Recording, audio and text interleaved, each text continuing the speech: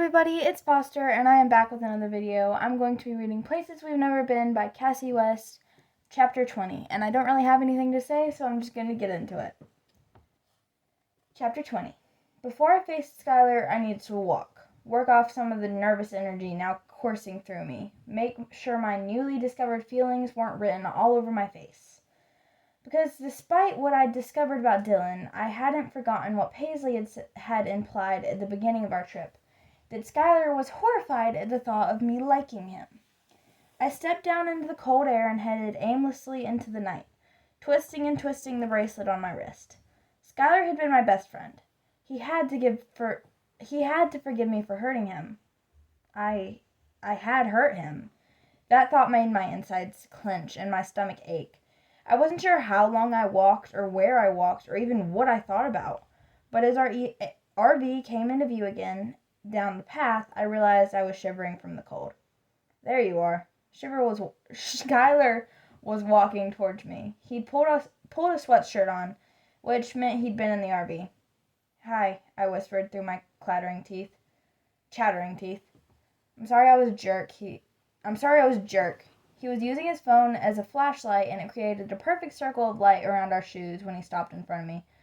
No, I said. Have you been out here this whole time? Yes. I'm sorry, he said again. I didn't know it was so hard for you when I left. It was Dylan, wasn't it? What? I rubbed my arms and looked over at the lantern of a neighboring campsite. Insights zipped in and out of its glow. He was one of those guys in middle school who picked on you all the time. You're freezing, Nora. Let's go inside. I can't right now. You need to tell me. Was Dylan one of those guys? He nodded. Yes. Now come on. No. Wait, I need to say I'm sorry. You said it. He pulled off his sweatshirt and handed it to me. No, I haven't yet. He smiled. Okay, say it then. I am so sorry. I didn't know him back then, so I didn't remember. It's okay. No, it's not. I should have been more observant at the time, and I definitely should have at least remembered. Even if I didn't remember, I should have seen the kind of person he was. Love is blind, I guess. You loved him? No, I didn't. Not at all. But I was caught up in liking him enough to overlook his flaws. He studied my face. I understand. No, you can't understand. There's more. His eyebrows popped up in amusement. I didn't answer your DM about coming to visit. I thought I had. I meant to. My mom said I couldn't, and I was sad about that, and I thought I answered it.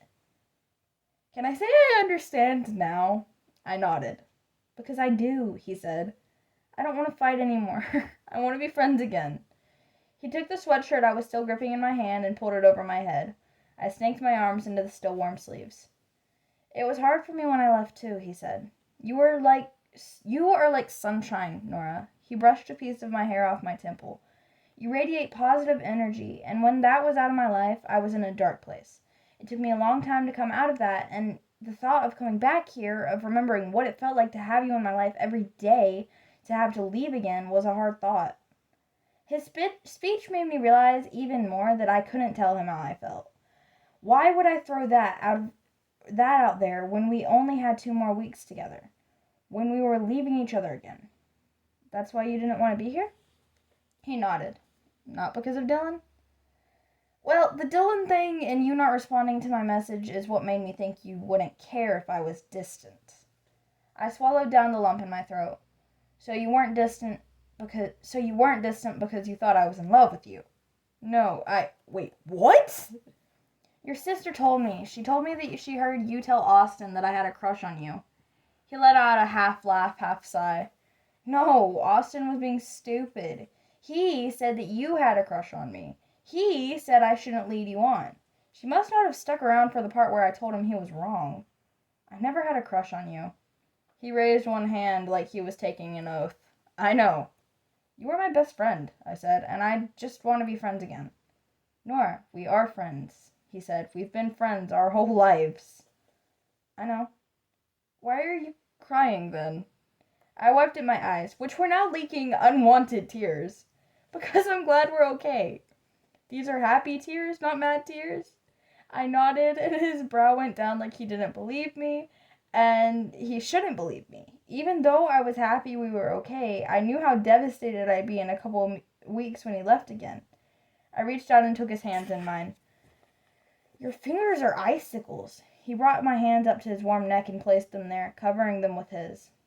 My breathing slowed, my stomach fluttered, and my eyes shot to his lips.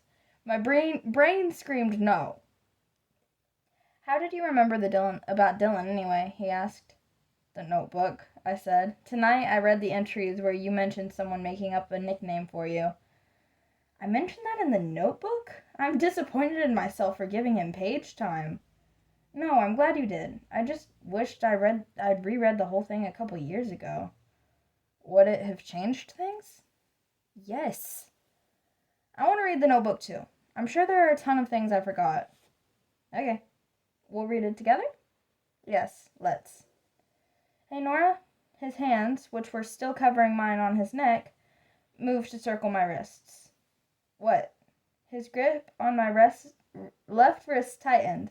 Then his brows went down in confusion.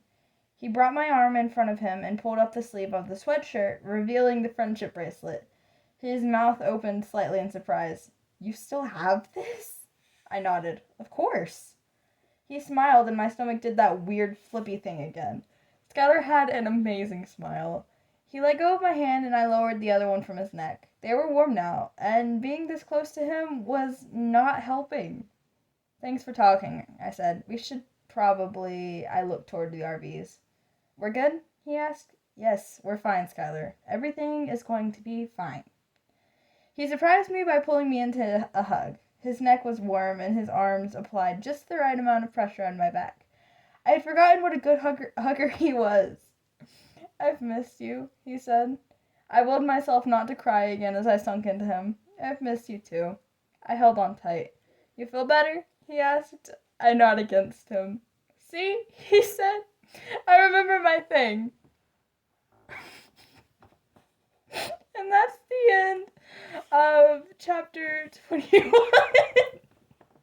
Oh my gosh, that's so sweet, and I'm so happy for them. Oh my gosh, I'm crying.